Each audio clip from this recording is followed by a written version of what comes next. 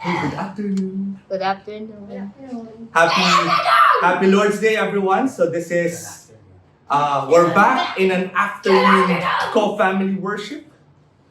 So temporarily. So we're still glad that we are here on the Lord's Day reading this book, Westminster Catechism. It is a commentary by Johannes Vos. For today, we are still in chapter 13, where we read question 140 and question 141. So we will be reading what is the 8th commandment. So I'll be asking my son Kevin to read for us question 140 and 141. Question, which is the 8th commandment? Answer, the 8th commandment is thou shalt not steal. Question, what are the duties required in the 8th commandment?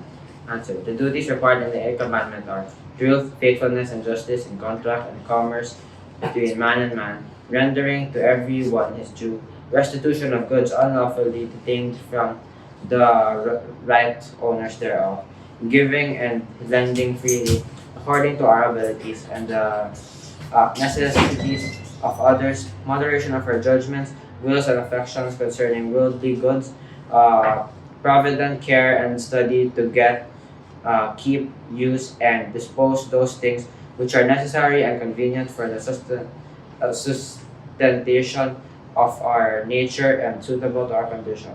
Our lawful calling and diligence in it, frugality, avoiding unnecessary lawsuits, and surrendership, or other like engagements, and endeavor by all just and lawful means procure, preserve, and further the wealth and outward estate of others as well. Okay, so we just read question 140 and 141. So question 140 asks, which is the 8th commandment? It answers, thou shalt not steal. And question 141, so what are the duties required in the 8th commandment? The duties required are truth, faithfulness, and justice in contrast and commerce between man and man, rendering to everyone his due, restitution of goods unlawfully detained from the right owners thereof, giving and lending freely according to our abilities and the necessities of others, moderation of our judgments, wills and affections concerning worldly goods, and a provident care, a study to get, keep, use, and dispose those things which are necessary and convenient for the sustentation of our nature, and suitable to our condition, a lawful calling, a diligence in it, frugality, avoiding unnecessary lawsuits and suretyship, and other like engagement, and an endeavor by all just and lawful means to procure, preserve, and further the wealth and outward estate of others, as well as our own. We see the references in Exodus chapter 20, verse 15, which tells us the 8th commandment, Psalm 15:2, and Psalm 15:4, Zechariah 7:4, Zechariah 7:10, Zechariah 8:16 to 17, which tells us what the 8th commandment requires. It requires justice and honesty in business dealings and contracts. Romans 13:7 tells us to fail to render to every man his due is stealing. Leviticus 6:2 to 5, compared with Luke 19:8, tells us of the duty of restitution of wealth wrongly acquired or retained. Luke 6:30, Luke 6:33, 1 John 3:17, Ephesians 4:28, Galatians 6:10. The 8th commandment requires giving and lending as we are able to help others in their need. 1 Timothy 6, verses 6 to 9, Galatians 6:14. The 8th commandment requires moderation in our attitude and actions toward worldly wealth. 1 Timothy 5:8 Proverbs 27:23-27, Ecclesiastes 2:24, Ecclesiastes 3:12-13, 1 Timothy 6, verses 17-18, Isaiah 38, verse 1, Matthew 11, verse 8, tells us that the eighth commandment requires industrious efforts to obtain, keep, and use the means of sustaining our life in the situation in which God's providence places us. 1 Corinthians 7:20, Genesis 2:15, Genesis 3:19, Ephesians 4:28, Proverbs 10:4. It is a duty to have a legitimate occupation, to work regularly at it. John 6:12, Proverbs 21:20. Thrift is a Christian duty. Proverbs 6:1-6, Proverbs 11:15. Christians should avoid the entanglement of suretyship. Leviticus 25:35, Deuteronomy 22:1-4, Exodus 23:4-5, Genesis 47:14, Genesis 47:20, Philippians 2:4, Matthew 22-39. It is our duty to try by just and lawful means to promote the material prosperity both of ourselves and of others. So what is the general scope of the eighth commandment? The general scope is to respect for the sanctity of property. Just as the sixth enjoins respect of the sanctity of life, seventh, the respect of the sanctity of sex, property, or wealth is created by God and entrusted to man for his use in glorifying and serving God. It is therefore a stewardship command committed to man, and for this reason must be respected. Thus, the eighth commandment requires not only that we refrain from stealing our neighbor's property, but that we require and take care of our own. So does the Bible sanction the private ownership of property? Of course. Private ownership of property in the sinful state of humanity, which has existed since the fall, is necessary for life that can glorify and enjoy God. Private property is not founded on a mere human invention or custom, but the moral law of God. It is definitely sanctioned on the eighth commandment, thou shalt not steal, which is meaningless unless there is a divine ordinance to private ownership. Private ownership back of it. Even apart from the Bible, natural revelation teaches all men that stealing is wrong. Those in our day who think that private ownership is evil are profoundly mistaken. The evils they have in mind arise not from private ownership itself, but from abuses of public or of private ownership. What should we think of communism in the light of the Bible? According to the teachings of the Bible, communism is wrong. It is not merely wrong in some of its features or practice because of the abuses associated with it, but wrong and wicked in its basic idea. If we could imagine a perfect state of communism in which there would be no tyranny, no concentration camps, no secret police, no propaganda of censorship of information, it would still be inherently sinful and wicked. Capitalism violates the moral law of God by evils and abuses which are associated with it. Communism violates the God's moral law by its very nature and basic idea.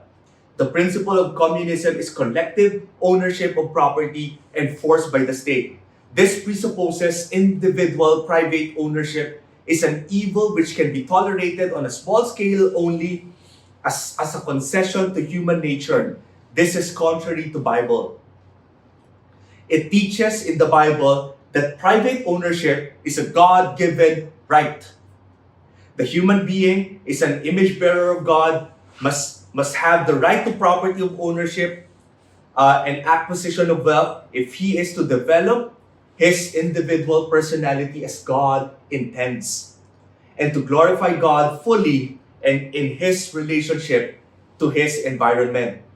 God's image in man involves implication that man is to have dominion over the earth.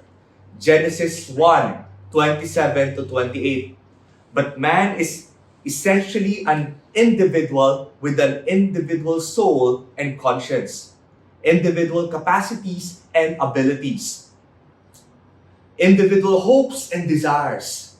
Communism seeks to merge the individual in the mass of humanity, and this involves the sacrifice of essential elements of man's personality as an individual bearer to the divine image of the steward of God, in holding dominion over a portion of God's creation.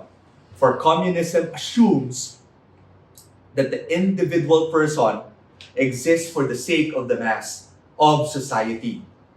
But this is contrary to God's word, which teaches us that society and all social institutions exist for the sake of the individual in order that the individual may attain the divine purpose of his life and thus glorify God.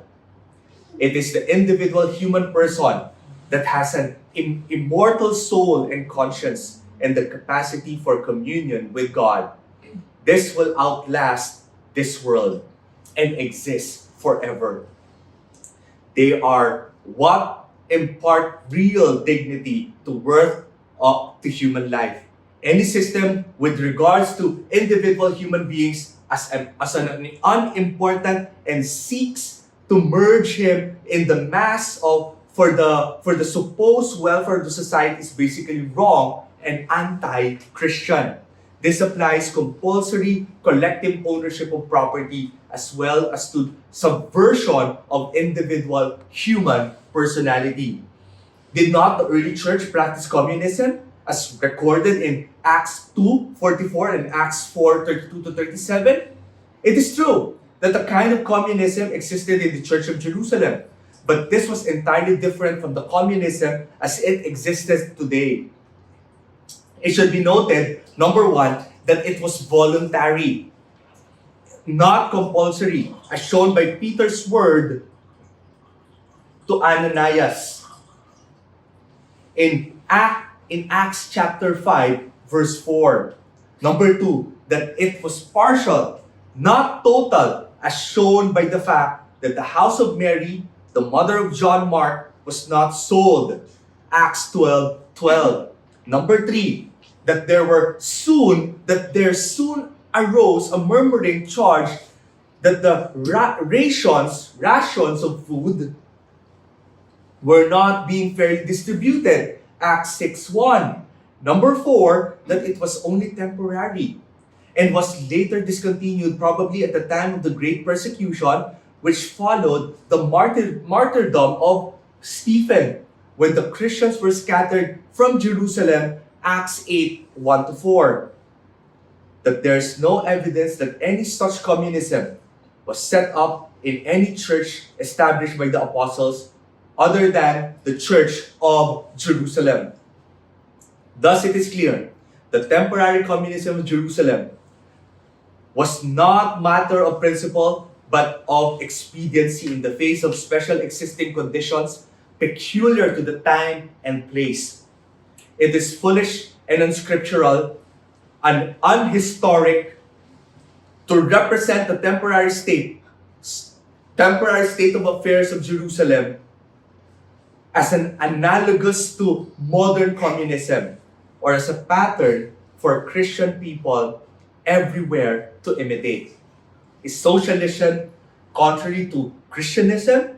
The word socialism is used with such varying meaning that it is difficult to speak definitely of it unless it is first defined so that it can be known precisely what is meant.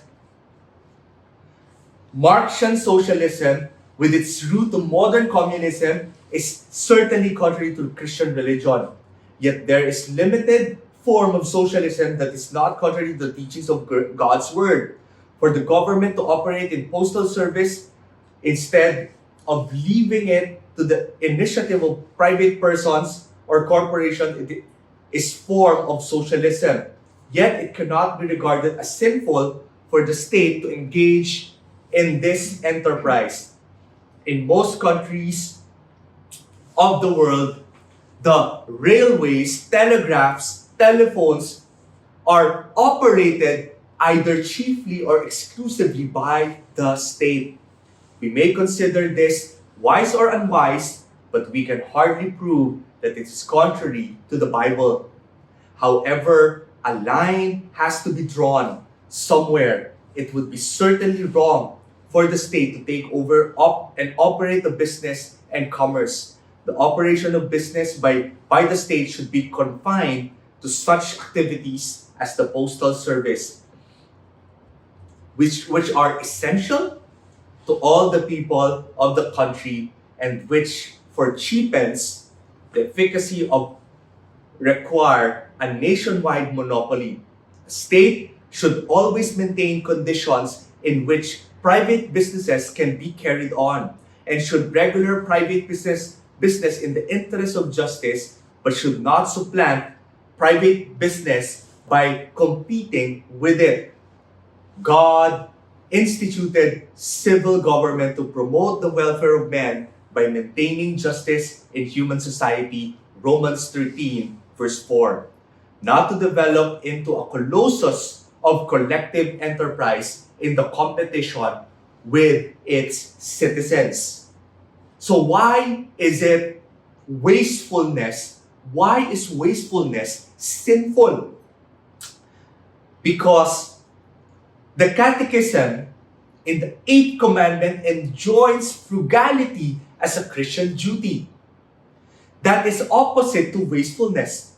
The latter is a sin, which is especially characteristics of American and from which the Christian people of our country are certainly not free. In China people have to save every chip of wood and wisp of straw carefully to use for fuel. In America, one can look out of the train window and see a pile after pile of old railroads, ties, being burned just to get rid of them. Many other examples of our habitual wastefulness will readily come to mind. This prodigal habit can no doubt be partly explained by the comparative wealth of the newness of our country. But that does not excuse wastefulness. Even if there is plenty more available, it is wrong to waste anything that will sustain or enrich human life, or that has cost natural resources of human effort to produce. Our possessions are not ours to use or to waste as we please. They are stewardship entrusted to us by God, for which we will have to give Him an account. If we do not become thrifty and economical because of conscientious obedience to God's law, the time may come when we will have to practice economy because of sheer necessity. Equally blameworthy with our national wastefulness is our foolishness as a people in spending vast sum of money and on unnecessary luxuries, as well as various forms of self-indulgence which are injurious to body and soul. Christian people should seriously consider whether they are guilty of fleshly self-indulgence in their use of wealth which God has entrusted to them. We will end here for now, for this Lord's Day. Next Lord's Day, Lord willing, we will continue with the sins forbidden in the 8th commandment. Question 142. Let us all stand. Let us all stand as Bihya will close us in prayer. Lord, it is for the and is for our actions. Sorry for our sins. Please forgive us and sins us. Please us not to let them. Thank you for our family worship today. Please help us learn from it. And please help Keenan get better because he's sick. Please the letters open. Keenan not sick now. And God, please for this discussion today. Just like Amen.